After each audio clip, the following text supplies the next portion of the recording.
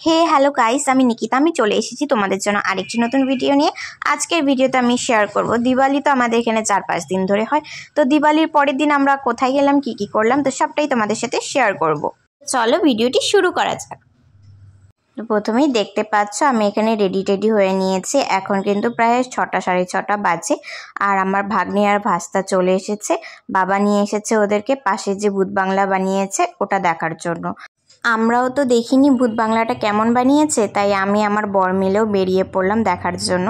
তো ভিতরে ঢুকে ওরা যা কাণ্ড করছিল, মানে ভাস্তা তোটা ঠিক ছিল, কিন্তু আমাদের ভাগ্নি যেভাবে শক্ত করে ধরে রেখেছিল না, এগোতে পারছিলাম না, পিছোতে পারছিলাম। তো দেখতেই পাচ্ছ ভিতরে ঢুকে গেছি। ভিতরে একটা ধোয়ার মতন দিয়েছিল আর ভূতগুলো সেজেছিল। আমি তো আমার বরকে মানে টাইট করে ধরে তারপরে ঢুকেছি।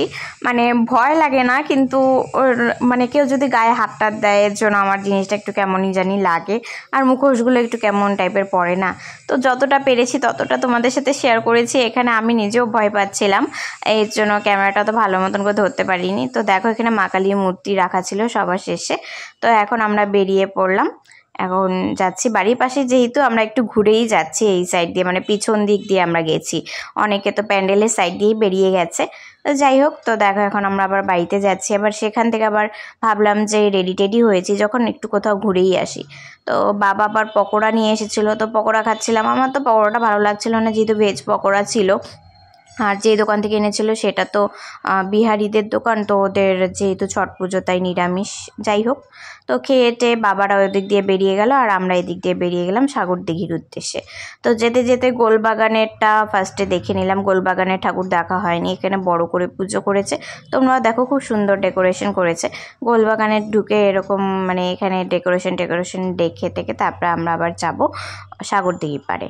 তো দেখো এ তো মায়ের মূর্তিটি, তোমরা প্রণাম করে নিও। তো দেখো দেখতে দেখতে চলেও আসলাম সাগরদিঘি পাড়ে। তো এখানে আমার বরের একটু কাজও ছিল, সেটাও করে নিল।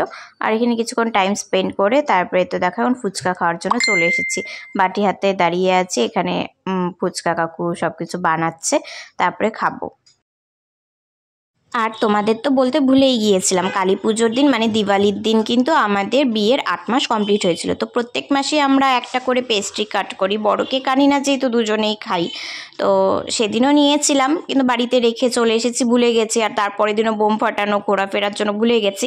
তো মেনলি বাবা এই কেকটি দেওয়ার জন্য এখানে এসেছে, 2 দিন ধরে পড়ে আছে। তো আজকে আমরা কেক কাট করছি, দেখতেই পাচ্ছ। আর কেকটা কিন্তু মানে ক্রিমটা ঠিক ছিল, আর ভেতরে যে স্পঞ্জটা আছে না সেটা একটু বিস্কুট টাইপের হয়ে গিয়েছিল, মানে একদম ড্রাই হয়ে গিয়েছিল, যেহেতু ফ্রিজের মধ্যে ছিল এতদিন ধরে।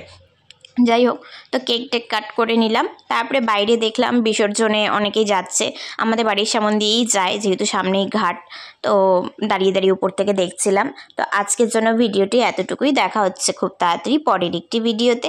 ততক্ষণের জন্য সবাইকে টাটা। সবাই খুব ভালো থেকো, সুস্থ থেকো। আর আমার চ্যানেলটিকে সাবস্ক্রাইব না করে থাকলে এক্ষুনি করে দাও, লেট করবে না একদম। আর যারা আমার পেজ মানে ফেসবুক থেকে দেখছো তারা আমার প্রোফাইলটিকে অবশ্যই ফলো করে দিও। তো চলো টাটা।